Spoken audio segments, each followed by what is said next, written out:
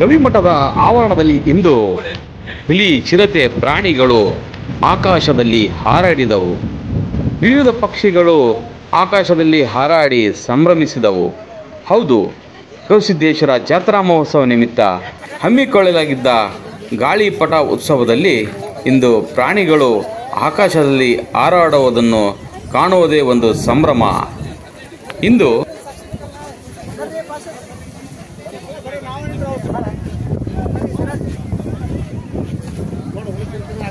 ಇವತ್ತು 3ನೇ ದಿನದ ಈ ಕೈಟ್ ಫೆಸ್ಟಿವಲ್ ಅನ್ನೋಂಥ ಹೊಸ ಪರಿಚಯ ನಮ್ಮ ಕೊಪ್ಪಳಿಗೆ ಮಾಡೋಣ ಅಂತ ಉದ್ದೇಶದಿಂದ ಈ ಅದ್ಭುತವಾದಂಥ ಕೈಟ್ ಫೆಸ್ಟಿವಲ್ನು ಕಾರ್ಯಕ್ರಮ ಮಾಡ್ತಾ ಇದ್ದೀವಿ.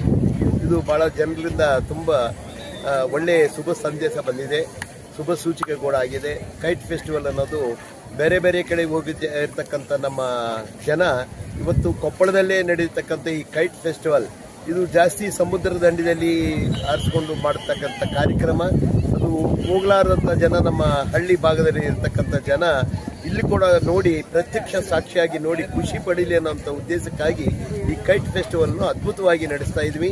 ಇದು ಸಂಜೆ ಸಾಯಂಕಾಲವರೆಗೂ ಕೂಡ ಇರ್ತದೆ. ಸಾಯಂಕಾಲ ಕೂಡ ಪ್ರಯತ್ನ ಮಾಡ್ತಾ ಇದ್ವಿ. ವಾಯುದೇವನು ಸಹಕರಿಸಿದರೆ LED ಕೈಟ್ಸ್ ಕೂಡ ನಾವು ಗಾಳಿಪಟಗಳನ್ನು ಕೂಡ ಆರಿಸೋ ಪ್ರಯತ್ನ ಮಾಡ್ತೀವಿ.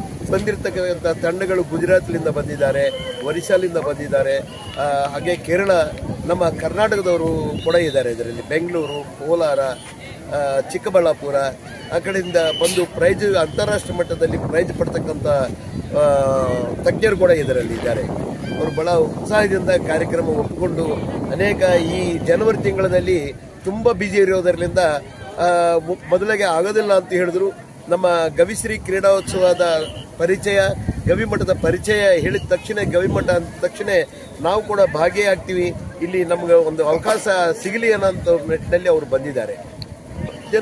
ಜನ ಎಲ್ಲರೂ ಮೆಚ್ಚುಗೆ ಪಡ್ತಾ ಇದ್ದಾರೆ. ಯಾಕಂದ್ರೆ ಹೊಸದಿದು ಎಲ್ಲಿ ಕೂಡ ನಡೀಲಿಲ್ಲ ನೋಡ್ತಕ್ಕಂಥದ್ದು. ಯುವಕರಿಗೆ ಕೂಡ ಒಂದು ಅವಕಾಶ ಕೊಟ್ಟಿದ್ವಿ, ಗಾಳಿಪಟ ಆರಿಸೋ ಒಂದು ಹವ್ಯಾಸ ಪಡೀಲಿ ಅನ್ನೋಂಥ ಇದು ಕೂಡ ಮಾಡ್ತಾ ಇದ್ವಿ. ಯಾರಾದರೂ ಇಚ್ಛೆ ಇದ್ರೆ ಅವ್ರಿಗೆ ಕೂಡ ಪರಿಚಯ ಮಾಡಿಸ್ತೀವಿ. ಅವ್ರು ಕೂಡ ಏನಾದರೂ ಕೊಡ್ಕೊಂಡು ಆರಿಸ್ತಕ್ಕಂಥ ವ್ಯವಸ್ಥೆ ಕೂಡ ಇದೆ.